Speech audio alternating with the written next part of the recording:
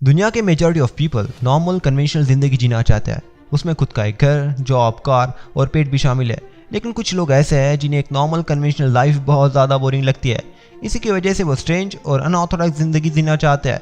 एक man dog से लेकर एक सुपर हीरो वाली जिंदगी मैं आपके सामने पेश कर रहा हूँ अब तक के सबसे 10 strange living ways. Number 10, man lives in sand castle. कभी कभी आप जब बीच पे जाते हैं तो आपको छोटे बच्चे सैंड कैसल बनाते हुए दिखेंगे।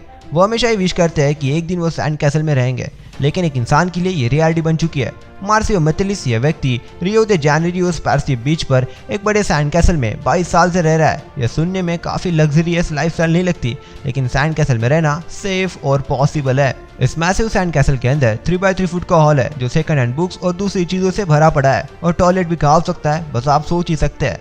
मार्सियो को एक बार स्पेनिश आर्किटेक्ट आंटिनो गाइड की एक बुक मिली थी। तब से मार्सियो सैंड कैसल बना रहे थे और अब तक वो एक एक्सपर्ट बन चुके हैं। मार्सियो को रेंट देने के लिए एक पैसा भी नहीं देना पड़ता और खाने के लिए वो सेकंड हैंड बुक्स को बेचकर पैसा कमाते हैं। बहुत सारे बुक्स लोग बीच पर ही छोड़ जाते हैं और मार्सियो का इन बुक्स को कैपिटलाइज करना कोई गलत बात नहीं है। लेकिन मार्सियो के लिए बीच की लाइफ बहुत ज़्यादा डिफिकल्ट है, क्योंकि ऐसे बहुत सारे एनिमीज है जो मार्सियो के क्रिएशन को बड़े आसानी से डिस्ट्रॉय कर सकते हैं। इसलिए उन कासल की इंटीग्रिटी मेंटेन करने के लिए मार्सियो को डेली वाटर देना पड़ता है, जिसकी वजह से कासल को वो गिरने से बचा सकते हैं। नंबर 9, फरीज। फरीज यह टर्म एनिमल एंथुसियास्ट से जुड़ी हुई है, जो खुद को एनिमल मॉस्कोट के रूप में बदल देते हैं और वो स्पोर्ट इवेंट जैसे प्लेसेस में बिलोंग करते हैं। लेकिन फरीज के सब कल्चर में सिर्फ इतना ही नहीं होता। फरीज खुद को कॉस्ट्यूम बनाने के लिए बहुत दिन तक बैठे रहते हैं। सिर्फ एक कॉस्ट्यूम बनाने के लिए बहुत सारा पैसा भी खर्च कर लेते हैं। लेकिन फरीज दिखना इन लोगों के लिए इतना इम्पोर्टेंट क्यों है? कुछ फरीज के लिए आसान वे है फ्रेंड्स को बनाने का। वो खुद को जायंट डॉग, कैट, पैरट जैसे किसी भी तरह के कॉस्ट्यूम में जो आप सोच सकते हो उसमें बदल जाते हैं। इतना पर्सोना खुद को लोगों के साथ कम्युनिकेट करने के लिए मदद करता है, और इनके लाइक माइंडेड फरीज इनको कॉम्प्लीमेंट भी करते हैं, जो इनके कॉस्ट्यूम में लगे हार्डवेयर को अप्रिशिएट भी करते हैं। कुछ फरीज के लिए ये क्रिएटिव वे है खुद को एक्सप्रेस करने का, जो उनके रियल लाइफ में पॉसिबल ही नहीं है। नंबर 8, रियल लाइफ लेपर्ड इन स्कॉटलैंड। हसल बसल वाली सिटी लाइफ से थकार कर एक स्कॉटिश व्यक्ति ने अपनी जिंदगी कंप्लीट आइसोलेशन में जीने के बारे में सोचा, जो आपके लिए समझना आसान है अगर आप एक लिपर्ड की तरह दिखते हो तो। इस मिस्टर लिपर्ड का नाम है टॉम, जो एक समय में दुनिया के खुद के बॉडी पर सबसे ज्यादा टैटू निकालने वाले इंसान थे। इनके बॉडी पर 99.2 हिस्सा इंक से कवर है। इन्होंने ये मेकओवर कैट फैन होने की वजह से नहीं किया था, ये इसलिए किया था क्योंकि ये टैटू निकालना टैटू आर्टिस्ट के लिए आसान है। टॉम ने टीवी और इवेंट्स अटेंड करके बहुत ज़्यादा पैसा कमाया, लेकिन फेम और फॉर्चून का टॉम पे कुछ ज़्यादा ही असर हुआ और बाद में टॉम ने डिसअपियर होकर एक स्टोन कॉटेज में 20 साल तक रहने का फैसला किया। टॉम ने आर्मी में बहुत ज़्यादा समय बिताया था और इसी वजह से टॉम बहुत सारा समय अकेले बिताने के आदी हो गए थे। सो आप इमेजिन कर सकते हैं, जैसे ही टॉम रिमोट लोकेशन में वापस चले गए उनके हालत में सुधार आ गया। टॉम जब 73 ईयर्स की हुए तब उनके लिए वाइल्ड लाइफ जीना काफ़ी हार्ड हो गई थी। सो टॉम सिविलाइजेशन में वापस आ गए और उन्होंने अपनी नॉर्मल जिंदगी फिर से जीनी शुरू कर दी। Number 7, the baby that never grew up. Age play या BDSM का सबसे बज़ार्ड पार्ट है, या फिर हम इसे कपल के बीच का रोल प्ले भी कह सकते हैं, जिसमें एक मैन या वुमन एक बच्चे की तरह ड्रेस पहनकर एक्ट करते हैं। उसका पार्टनर उसकी देखभाल करता है। जो कपल ऐसे एक्टिविटी में पार्ट करते हैं वो एक्ट कुछ घंटों तक चलता है। लेकिन फ्लोरिडा में रहने वाले इस 21 साल के वुमन के लिए ये डेली लाइफ बन चुकी है। जैसे अपना दिन एक बेबी की तरह ड्रेस पहनकर डायपर में गुजारती है, जिसमें वो यूरिनेट करती है कि नहीं ये तो पता नहीं, लेकिन नंबर 2 करना शायद बहुत ही मुश्किल होगा। शायद हमें ज़्यादा की डेफिनेशन चेंज करनी पड़ेगी। जेस ये भी कहती है कि उन्हें बेबी बनकर जीने का मज़ा आता है, क्योंकि उन्हें क्यूट रहने का और प्लेफुल रहने का मौका जो मिलता है। इस तरह से बेबी क्लॉथ और डायपर पहनना एक री एग्रेसिव बिहेवियर का टाइप है, जो उनके लिए काफ़ी ज़्यादा कन्फर्टिंग है। जेस हमेशा अपने बॉयफ्रेंड को डैडी करके बुलाती है और अपने बॉटल से ड्रिंक पीती है। लेकिन जेस और उसके बॉयफ्रेंड डेविड का एज प्ले किसी भी तरह से सेक्सुअलाइज नहीं है। Number 6, the real life little mermaid. ऐसा कहा जाता है कि अगर आप जिंदगी में पसंदीदा जॉब ढूंढ लेते हैं तो आपको फिर जिंदगी में कभी काम करना ही नहीं पड़ेगा, और यह चीज़ एक ऑस्ट्रेलियन महिला के साथ हो रही है। 33 साल की हना फ्रेजर सिडनी में एक एक्वेरियम में प्रोफेशनल मरमेड का काम करती है। बचपन से हना के पास मरमेड के लिए बहुत ज़्यादा ही पैशन था।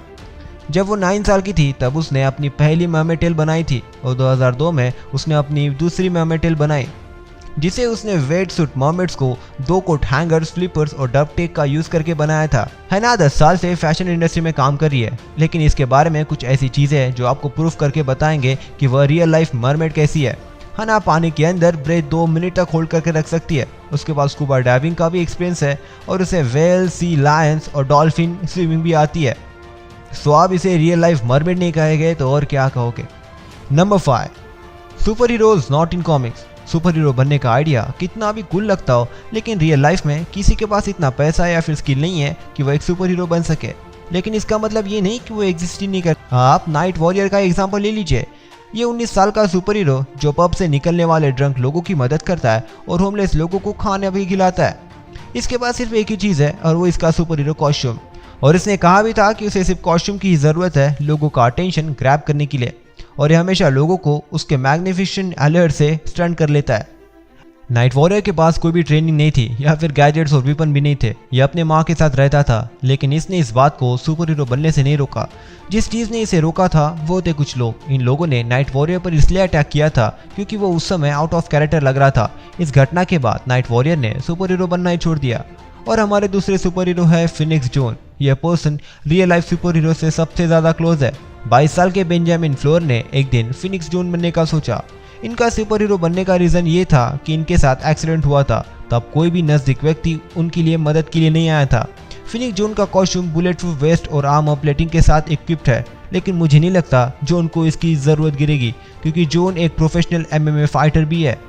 Number 4, the man who cried wolf. Fairy tales की स्टोरी बुक्स में वुल्फ का कैरेक्टर बहुत अग्रेसिव और डेंजरस बताया गया है। अगर आप संडे इवनिंग को फॉरेस्ट में घूमने के लिए चाहते हैं तो वुल्फ उन एनिमल से एक है जिसके सामने आप जाना पसंद नहीं करोगे। फेरी टेल्स की स्टोरी बच्चों को डराने के लिए बनाई गई है और कुछ तरह से अडल्ट को भी, लेकिन ये स्टोरीज एक पर्सन के लिए बिल्कुल भी नहीं है जिसका नाम है शॉन एलिस। शॉन एलिस हमेशा से ही नेचुरल वर्ल्ड में बहुत ज़्यादा इंटरेस्टेड थे, लेकिन जब इन्होंने IDO के फुल रिसर्च सेंटर के बारे में वुल्फ के बारे में पढ़ा तब उसने वुल्फ के साथ रहने का डिसीजन कर लिया और उसे अपना सब कुछ एक प्लेन की टिकट के लिए बेच दिया।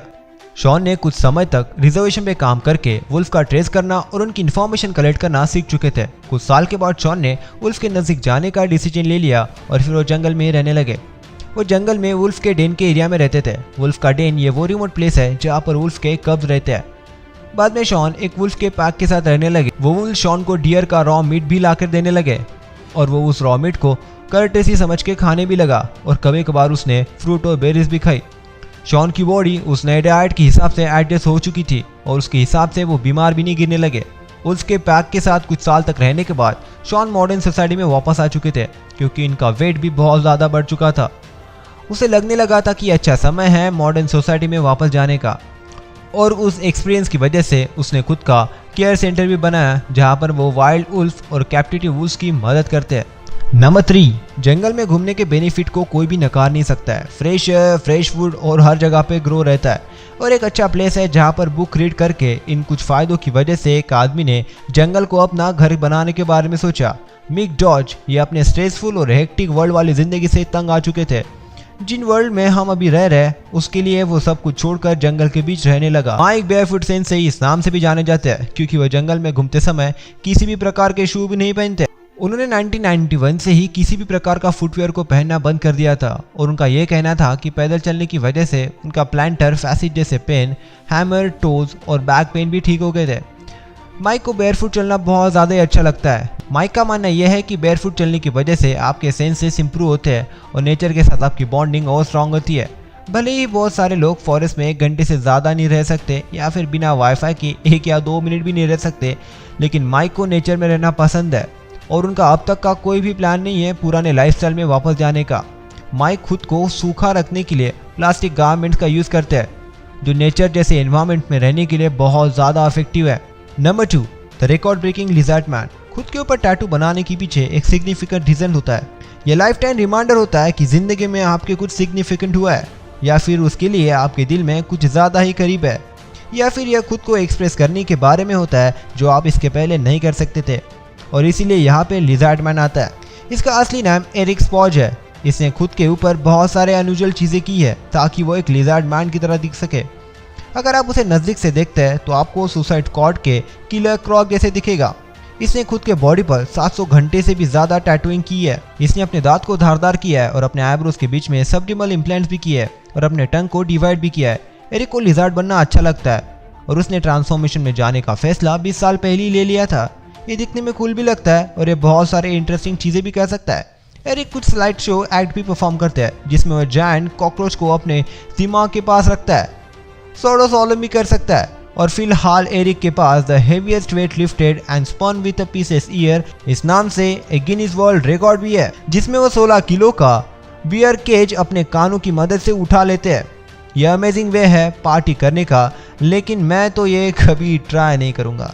Number 1, every dog has its day. वो कहते हैं ना कि हर कुत्ते का एक दिन होता है। कुत्ते की तरह जीना ये बहुत ज़्यादा अपीलिंग लगता है। आपको सिर्फ पब्लिक प्लेस में पी करने का मौका ही नहीं मिलता, लेकिन कोई भी रैंडम व्यक्ति आपको क्यूट दिखने पर फ्री का खाना भी दे देता है। शायद इसी वजह से बहुत सारे लोग ऐसे करते हैं जो डॉग की तरह ड्रेस करके जीते हैं, और इवन डॉग के पैक में जीना, स्क्वीजी टॉयज के साथ खेलना, यहाँ तक कि वो दूसरे बर्ड को स्नीज करना, ऐसी बहुत सारी चीज़ें करते हैं। यह सब कल्चरल BDSM कम्युनिटी से आया है और पिछले 15 साल से इस कम्युनिटी को काफ़ी ज़्यादा मोमेंटम मिला है, जिसका सबसे ज़्यादा रीज़न है इंटरनेट, जो लाइकवाइज पीपल की चीज़ें ढूंढने में काफ़ी आसान कर देता है। ह्यूमन बफ का जनरल अटायर में लेदर कॉस्ट्यूम को पहनना और कुत्तों जैसे हुड और मास्क पहनना भी शामिल होता है। हुड पफ को स्टमक को रब करना और कानों से टिकल करना और ह्यूमंस की तरह बॉल में खाना खाना बहुत ज़्यादा पसंद है। एंट्रैप इस प्लेस पर मिस्टर पपी कंपटीशन भी होता है। ब्यूटी और बीस्ट को मिक्स खाना देना कैसा लगता होगा? लोगों को डॉग के पीछे बदलने का एक बड़ा रीज़न तो ये हो सकता है कि ये प्ले डॉग के पॉजिटिव एलिमेंट को दर्शाता है, जैसे कि लॉयल्टी और अफेक्शन, जो आपको ढूंढने पर भी नहीं मिलती है, भले ही आप खुद को फ्रॉग और हिप्पो के कॉस्ट्यूम में ड्रेस करते हो। और लोगों को डॉग के पीछे बनने का दूसरा रीज़न तो ये हो सकता है कि ये प्ले लोगों को उनकी स्ट्रेसफुल जिंदगी से एस्केप करने में मदद करता होगा शायद। अगर आप यहाँ तक देख रहे हो तो सच में यकीन मानिए आप बड़े स्मार्ट हो, और स्मार्ट लोगों को चाहिए डेली स्मार्टनेस का डोज जो हम आपको डेली देते हैं। तो let's join your mission by clicking that subscription, ताकि हम ऐसे ही अमेजिंग नॉलेज डेली डाल पाए। So please do like, share and subscribe, और अब तक देखिए लेफ्ट या फिर राइट। बाय।